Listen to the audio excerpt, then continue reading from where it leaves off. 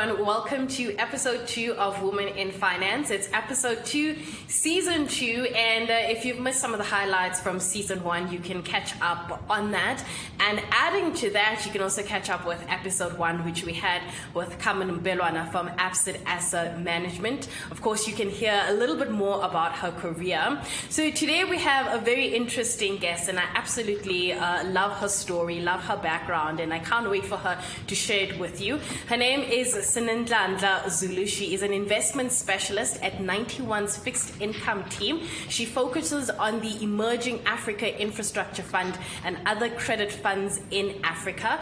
Her responsibilities include origination, credit analysis, transaction execution, due diligence, and general client management. So I'm going to call her Sine for short. Sine, thank you so much for making time to chat to us. I mean, I read your bio and it was like absolutely, amazing. But also what was quite interesting is that you come from an engineering background. And the first question I have to ask is, how did you end up in the finance space? Was that by default, or were you always thinking you were going to pivot? How did that come about? Sure. Okay. Well, thank you for having me, firstly. Nastasia, I'm looking forward to our discussion today. So how did I end up in finance with an engineering background? So I guess maybe I should start where it all started. I come from Durban. I was born and raised there, and I went through my schooling there. Both my parents were teachers, so quite strict, disciplined, and high performance was a non-negotiable. So in my final year of high school, after chopping and changing so many times, trying to decide what I want to do, I finally settled on mining engineering, and that was driven really by 3 reasons.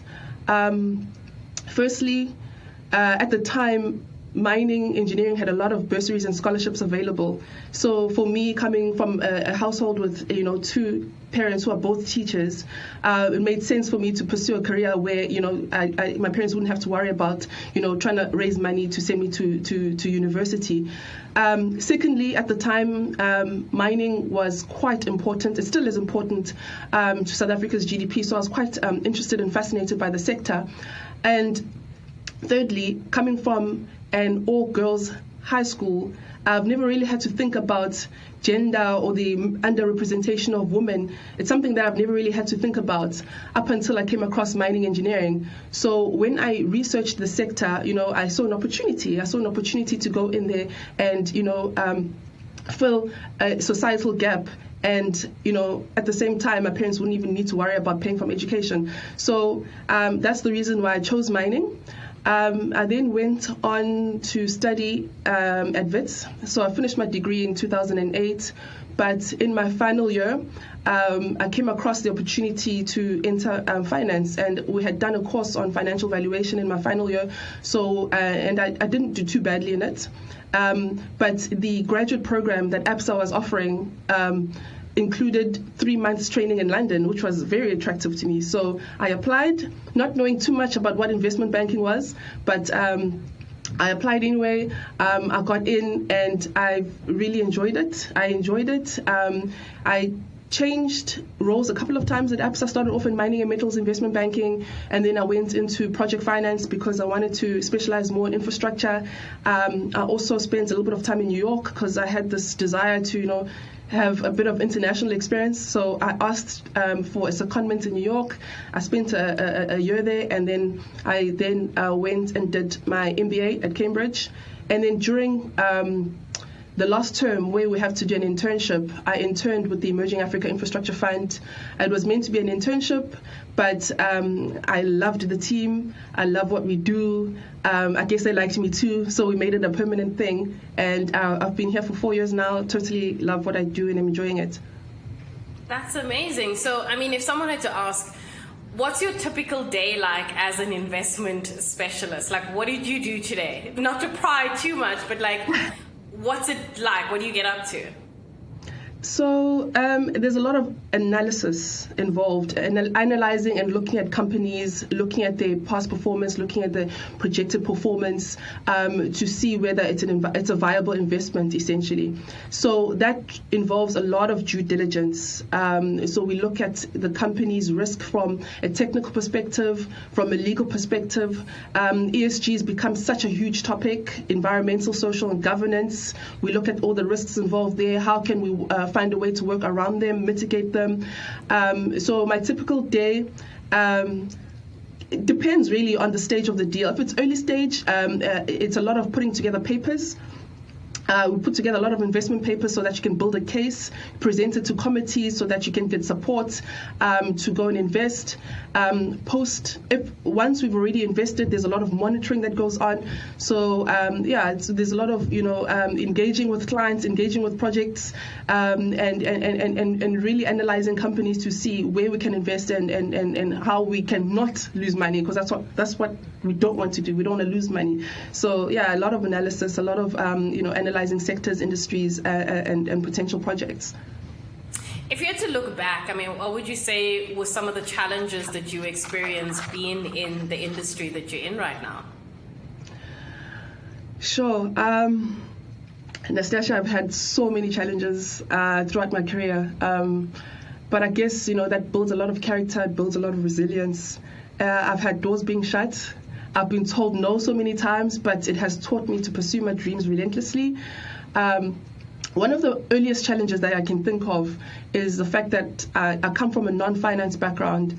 It's not unusual to have engineers working in finance, but I did always feel a little bit left behind when I compared myself against my peers. And looking back, I probably should never have felt that way, because I do bring a different perspective. And my thought process is driven really by my educational background. But to fix what I thought was a deficiency, I then registered for CFA Level 1. I passed, but when I was writing Level 2, my mom fell sick and then she passed away. And that was like a major setback in my life. But I also used that as an opportunity to sort of take stock and reflect on what I truly wanted, from life. Because I realized nothing can teach you that life is short when you lose a parent. So I guess the lesson there is that sometimes, what you think is a deficiency or weakness can really be your strength, such as, the educational gap that I thought I had. And secondly, human tragedies are inevitable, and we go through divorces. We lose, parents. We have children. So many different things and experiences that we experience as humans. But those moments can really, force you to take a step back, to reflect, and then come out strong on the other side. Yeah, I think one of the challenges I experienced when I first started coming into the finance industry was that, I didn't come from a finance background, so I didn't know how to make heads or tails of a company's financial statement. There were just too many numbers. I didn't all the numbers, all the line items looked important. I didn't know what to pick. And I think the biggest lesson for me, and you learn it in the beginning, but you have to ask if you don't understand. Yeah.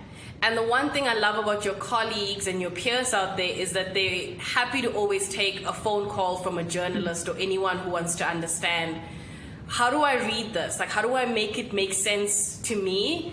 And they appreciate that, because I guess for them, it's if you understand how the company works, you are able to write a more compelling story, or you're able to ask the CEO more, thoughtful questions that will be beneficial to investors who are also, the man on the street who owns a share or whatever. And I think that's always been, for me, the lesson that I had to learn was that pick up the phone and call someone like Sine. She'll explain to you what is going on here, and you don't have to be shy. There's no such a thing as a stupid question. However, Absolutely. Yeah, so when you look back and you look at, I suppose the industry as a whole, or you look at your colleagues, your female colleagues, do you get a sense that it's getting better? We're starting to see more females come into the industry, or are there parts here where there's not really much change? How are you viewing the industry right now? Absolutely, I think it's getting easier. I think that there are definitely more women that are coming into the industry, particularly at the sort of low to mid management levels. There's a lot more women. In fact, I came across this study, I think it was by Deloitte, that mentioned that in the financial services sector, there's actually more women now. The trouble is at the top, at senior leadership level. I think the number's around 22, 23% or something like that. So when you look and you go up the pyramid, certainly I think at the top, there's still a lot of work to be done. But I do think it is getting easier and is getting better, and women are definitely being represented a lot more. I think that also, what's encouraging is that there are a lot of organizations that are dedicated towards, promoting the inclusion of women in the hierarchies of the financial service sector. Organizations like the Boardroom, which from my understanding, they're working towards, developing networks so that more women can be included in boards, even organizations such as the UN, I mean, it says a lot that they've included gender equality as part of the SDGs. So for me, it's encouraging. It's exciting that there's organizations in a real pull by big, massive organizations to include women in corporate structures. And also, I don't think we can ignore technology and the role of technology and automation in making it easier for women to enter infrastructure finance, more specifically. So, previously where roles were reserved for, men because of their, if I can put it this way, superior physical strength, now women can do the same jobs because technology has made it easier. So I think it's definitely getting easier. It's getting better in infrastructure finance as well as the financial services industry broadly. Do you have a mentor, or have you had mentors before? Yes, I have had several mentors, but I haven't had. It hasn't been formal, if I can put it that way. It hasn't been formal or structured. I've just had many mentors, my peers, people that I've reported to that I've clicked with. But it hasn't been formal, let's sit down, have lunch and tell me your problems kind of. No, it's been very informal. And I've also found myself mentoring someone who I've also bounced ideas off and approached for advice. So my networking and mentorship hasn't been, in the conventional sense. It's been very, very unstructured. But there is one person. There's a lady I used to report into that I still maintain quite a close relationship with. She's become a very personal friend, more than a mentor, although she, mentors me from time to time. That's quite interesting because I think. I think starting in the industry, and I think that's also about having these conversations that are honest and frank, is that when I was coming in, there were a whole host of mentors you could have approached. But you've always found that the person you want to mentor you, time isn't always on their side. And I think that's also the other bit that they've got to be honest about. I think we always look to mentors who are sitting on boards, or somebody who's the chairwoman or whatever. You're like, I want her to mentor me, etc. And that sounds nice. However, the realistic aspect is that you're not going to get, as you said, that scheduled, structured time. Yeah. And sometimes they may not necessarily have the capacity to add on another person, etc. So for me, it was having to find people within my circle to mentor me. And then I found that, when I look back, none of the people are actually in finance, which is the strangest part about it. They all come from engineering or law, and I've never really had a female mentor who comes from the finance industry, which is probably the interesting bit. I've had male mentors who come from the finance industry. So I think for me, I had it slightly different. I think the other person who may have had a similar scenario to me is Nikki Newton-King, who used to be the former CEO of the JSE. I remember having a conversation with her, and she said she's never had a female mentor. She's had male mentors throughout her career. And I was like, well, that's actually fascinating and interesting, and I wonder why that is.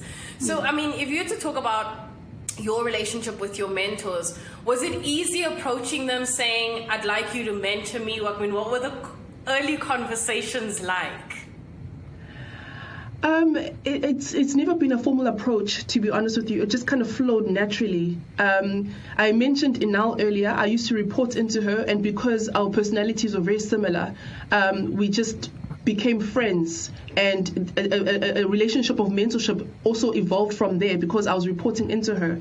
So mine were pretty informal, some of them. And then another one that I can think of right now, another lady who mentored me, hers was more, if I can put it this way, technical. So we used to work together a lot of projects, and she taught me a lot of what I know today, just simply because we were working together a lot. So in that sense, it was, I think, a form of mentorship. I'm also quite grateful that I've had very good managers. So I would also consider, my current manager, Simon Howie, here at 91. I could consider him a mentor as well. He's very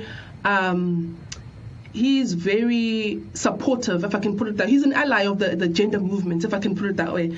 He in a sense has been a mentor. He's very dedicated and committed to the upskilling of young people, the upskilling and inclusion of women, in corporate SA essentially. Yeah. So yeah, I've kind of, like you, assessed my closest circle and found mentorships mentors in this immediate circle. Yeah. How have you managed to be clear about your career expectations? And the reason I asked that is that in the beginning when we were chatting, you were telling me about how you were in London for a bit, and then you saw this opportunity to go to New York, and then you asked for a secondment to go to New York. I mean, from then on, how have you managed to say, okay, this is what I want, and I'm going to ask for it, or I'm going to work towards it? How have you managed that? I think it hasn't always been easy, because I think to have those conversations and to make those requests, you need to be brave and you need to be firm and be very clear about it. So it hasn't always come naturally to me because I haven't always been clear even with myself about my own expectations and what I want. But what has helped me maintain focus, I could say, is knowing my purpose, the why I chose infrastructure financing, why I want to do this, why I want to do that, and then knowing where I want to end up.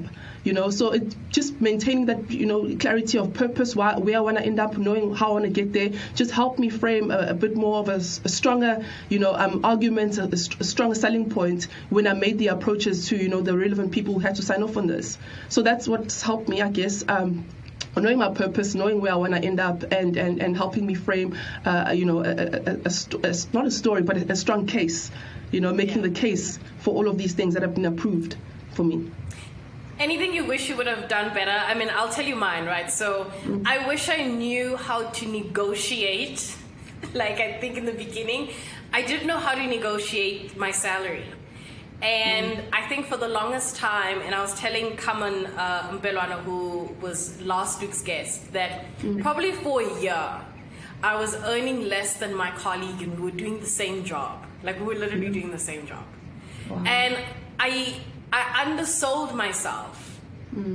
And he clearly sold himself better, and he got to earn a lot more than me. Yeah. And I can't go back, but I've learned my lesson now. It's if you don't ask, you're not going to get. You're not going to get it. How are you getting better at asking? Definitely. I'm definitely getting better at it. But also my tactics and my approach have improved a lot over the years because now I have more experience. I've asked for a lot of things and people have said no sometimes. So I think I could have probably sometimes framed my stories better. I remember when I was still a bursary student, I wanted to actually go study overseas. And I made the approach. I asked them, but I didn't put together a case. I just said, I want to go study in Canada. I want to go do mining engineering in Canada. They actually considered it, but then they came back and said no, because South Africa has the best mining engineering program globally. so why would you want to go to Canada? And like I couldn't give a solid answer. And looking back, I probably could have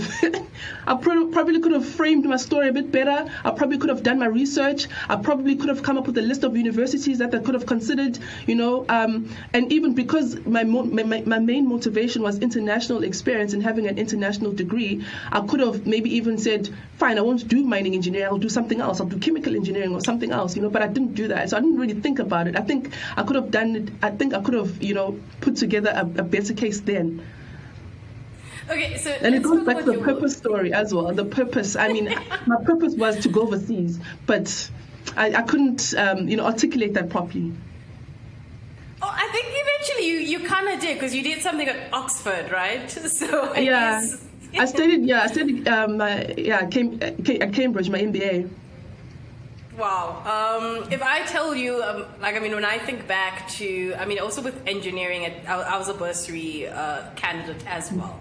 And I think I had to write down 3 options. Mm-hmm. And the options were engineering, law, and accounting. Mm. Law to me sounded like the most mind-numbing thing. I just said it just sounds like words. Like I'll just have to remember a lot of stuff. Accounting and we had a love-hate relationship throughout matric. I could not understand why I would have to do it for the next 4 years.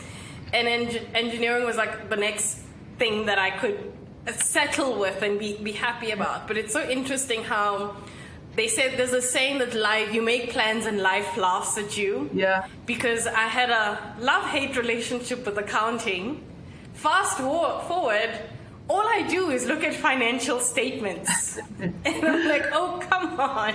Yeah. But at least I don't have to go through the slog of having to know various IFRS stuff and how to account for impairments and stuff I let the other smarter people deal with that, and I'll deal with the other bits.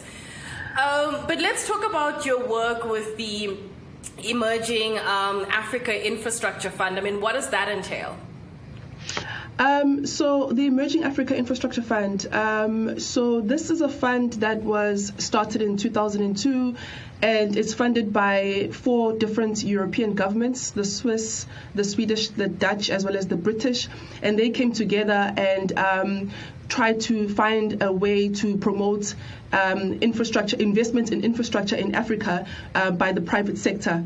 So that's essentially what we do. As 91, we manage the Emerging Africa Infrastructure Fund on behalf of the Private Infrastructure Development Group, which is PIDG, and PIDG is owned by those four different governments. So essentially, we try and we invest in infrastructure in developing countries in Africa, and those sectors, that sector includes, transport, renewable energy, digital infrastructure like data centers, Wi-Fi cables, as well as more social infrastructure like affordable housing and healthcare, as well as education. So basically, our definition of infrastructure is quite wide, but what we do is invest in infrastructure in developing countries, essentially. Is there a lot of diversity in the sort of infrastructure space when you look at employment? Are you seeing a lot more women involved, either in the finance space or even on the other side? If I'm honest with you, I think women have tended to fill the roles that are, I don't want to say softer, but you see them more in infrastructure finance, you see them more in marketing, health and safety. You see them also in certain sectors of infrastructure like affordable housing. And maybe healthcare. But when it comes to actual operations and the engineering side, I think it's still very male dominated.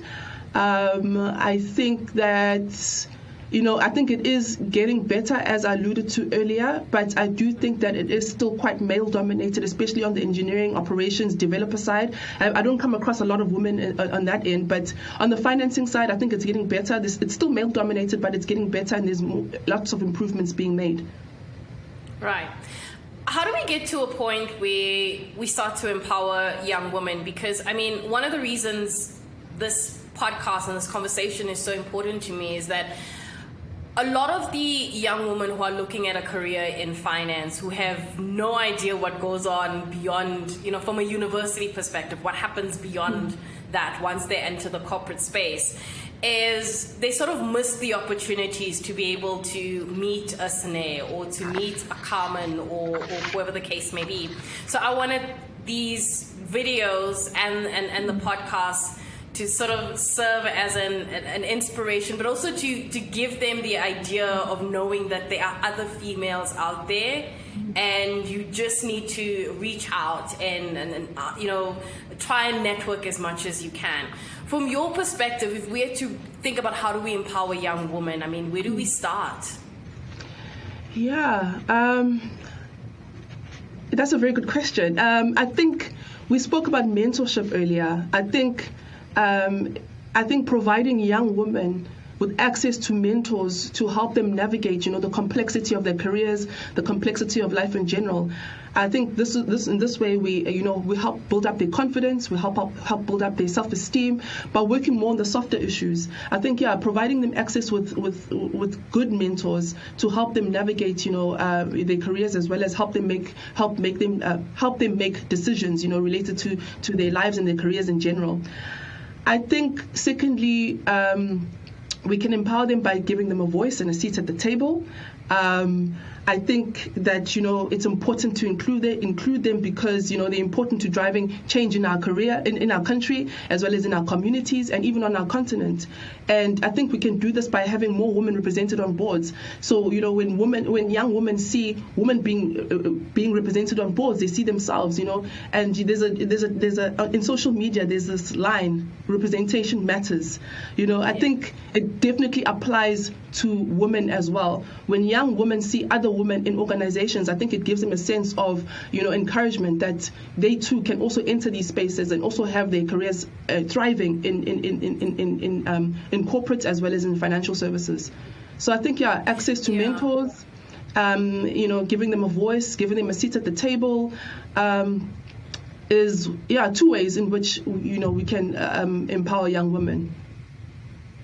There's been this move, and I'm sure you've seen it, where corporates or institutions are trying to increase gender diversity, and in some cases, you implement quotas, and you say if you want to list on our stock exchange, you've got to have a certain percentage of females on your boards or whatever the case is. And in some cases, I don't know how I feel about strong arming tactics, for lack of a better description, because I think quotas don't help if we're just doing it to tick the box, or we're just doing it because we're trying to comply, but it's not something that's embedded in our culture as an organization, and it's not something that we believe because we believe it. Like, we actually believe in the idea of having more females around our table. What's missing here in our approach to gender diversity in terms of bridging the gap? I mean, what's the one policy thing we could be thinking about that we've missed? I don't know. Have you had time to even think about that? That's a very good question. Maybe I can give you an example of what we're doing that is helping us directly in some of the projects that we are looking at. So we work very closely with the developers of projects that we finance. So we enter into, it's not really formalized, but we look at it as a partnership and a collaboration, to get them on the same page as us, and in terms of, empowering women and including women in the employment structures, for example. So when we look at financing projects, we look at it from a gender lens and a gender perspective. And we are encouraged to do this. We're actually incentivized to do this by shareholders. So it's more of a carrot approach rather than a stick. And it's working well for us, and there's a few examples that I can give of some of the projects that we are doing that are really promoting the inclusion of women, by providing them jobs, by giving them access to opportunities, giving them access to, infrastructure that will help improve their daily lives. So I think I think partnerships and collaboration is definitely one way in which, we can drive the gender agenda. So hindsight is always the best teacher. If you could advise your younger self when she was starting out in the early days of your career, what's the one thing you'd say to her? I mean, it sounds like such a cliche statement, but it's actually remarkable how much people actually, it's important to actually look back and be like, oh, I wish I'd done that differently. I'm going to start doing that. Like, I'll share mine, right? I wish I took more risks. If I had to tell my younger self or give her advice, I would say take more risks, and that fear has no place in your success equation. Take more risks and you'll see what happens at the end. What would you advise your younger self? I would say to her that there's lessons in every single experience, and you shouldn't be easily discouraged by current circumstances. And I say this because one of the first jobs that I had, I was still in high school, but I was a waiter, and I didn't like it. I hated it because, sometimes you get treated badly by customers, and that sort of thing. But I learned so many things from that experience. I had to grow up very quickly. I learned how to, deal with strangers. I had to learn how to, treat customers and talk to customers. I learned the value of hard work. I learned so many things. So, just because you're doing this job today doesn't mean that, it's still going to be the same thing tomorrow. So don't be discouraged, by current circumstances. There's lessons in every single experience that are transferable into, your future career or future experiences that you'll have. Secondly, I'd also say to stay curious, and don't dull your sense of curiosity. Even if people tell you that you're being eager or over-eager, but just stay curious, keep asking those questions, because that's when you accumulate the most knowledge. Sinenhlanhla, I've absolutely enjoyed our conversation. I think you are a fantastic person. You've done so well, and I think you're going to be such an inspiration to so many young people who are watching this, and I wish you all the best in the next chapters of your career and your life. Thank you so much for making time to chat with me. Thank you very much, Nastasia. Awesome. So that was episode 2 with Sinenhlanhla Zulu, who is an investment specialist at 91. Don't forget to tune into next week's episode, and of course, watch the other episodes that you may have missed. You can also subscribe and like the page. So thank you so much for watching.